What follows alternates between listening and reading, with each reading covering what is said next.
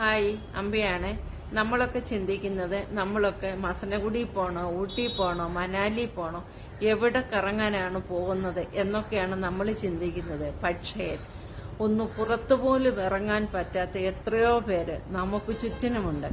നമ്മളൊക്കെ 5 സ്റ്റാർ ഹോട്ടലിലും KFCയിലും സ്നേഹിലും എവിടെ പോയി നല്ല ചിക്കൻ ബിരിയാണി കിട്ടും എന്നൊക്കെ ഓർത്ത് നമ്മൾ ഇങ്ങനെ അന്വേഷിച്ച് നടക്കുമ്പോൾ ഒരു നേരം പോലും ആഹാരം കഴിക്കാൻ നിവൃത്തിയില്ലാതെ വീട്ടിലിരിക്കുന്ന എത്രയോ പേരുണ്ട്.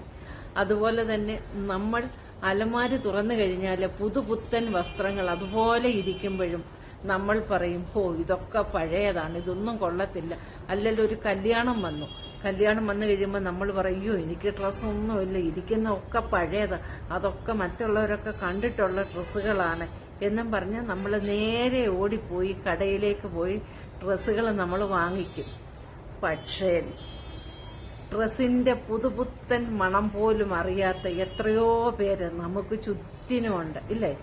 അതുപോലെ തന്നെ ഇംഗ്ലീഷും പഠിച്ച് PSC ടെസ്റ്റും ചെയ്തു, PSC ടെസ്റ്റ് കൊടുത്തു, തോറ്റിട്ട് വീണ്ടും വീണ്ടും വീണ്ടും PSC എഴുതി ജോലി പോലും കിട്ടാതെ ഇരിക്കുന്ന എത്രയോ പേരുണ്ട്.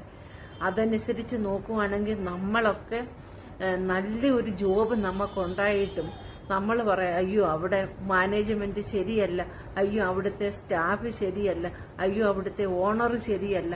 അല്ലെങ്കിൽ നമുക്ക് നല്ല ശമ്പളം ഉണ്ടെങ്കിൽ നമ്മൾ പറയും, അയ്യോ ശമ്പളം തീരെ കുറവാ, ഒട്ടും ശമ്പളമില്ല എന്നൊക്കെ പറഞ്ഞ് നമ്മളിങ്ങനെ വിലാപിച്ചിരിക്കുമ്പോഴും പറഞ്ഞ് നമ്മൾ കരഞ്ഞിങ്ങനെ ഇരിക്കുമ്പോഴും നല്ല ഒന്നാന്തരം ഇംഗ്ലീഷും പഠിച്ച് നല്ല വിദ്യാഭ്യാസ യോഗ്യതയുള്ളവരെ എത്രയോ പേര് നമുക്ക് ചുറ്റിനും നമ്മളെ ചെറുപ്പക്കാരായിട്ടുള്ളവരുണ്ട്.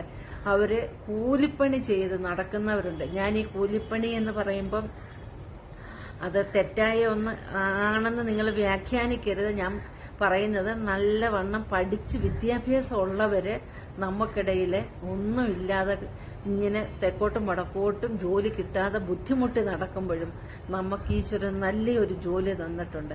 നമുക്ക് നല്ല വീടുണ്ടായിട്ടും, നല്ല കിടന്നുറങ്ങാൻ നമുക്ക് നല്ല വീടുണ്ടായിട്ടും നമ്മൾ കരഞ്ഞു പോയിരിക്കുമ്പോൾ മഴയത്തും വെയിലത്തും ഒക്കെ ഒരു കൂര പോലും ഇല്ലാതെ, ഒരു മുറി പോലുമുള്ള വീടില്ലാതെ വിഷമിച്ചിരിക്കുന്നവർ എത്രയോ പേരുണ്ട്. ഒന്ന് മഴ വന്നാൽ നമുക്ക് കിടന്നുറങ്ങാൻ ഒരു കൂരയുണ്ടോ? നിങ്ങളെ ഒന്ന് നേരം വൈകിയാൽ നിങ്ങളെ കാത്തിരിക്കാൻ നിങ്ങളുടെ വീട്ടിൽ നിങ്ങളുടെ പേരൻസ് ഉണ്ടോ?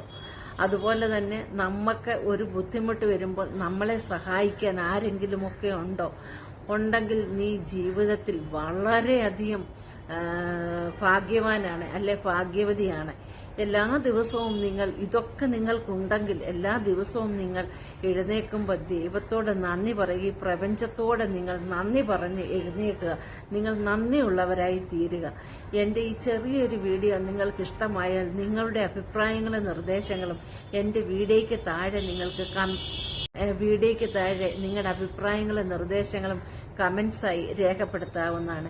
അപ്പോൾ അടുത്തൊരു വീഡിയോയിൽ കാണുന്നത് വരെ എല്ലാവർക്കും ബൈ.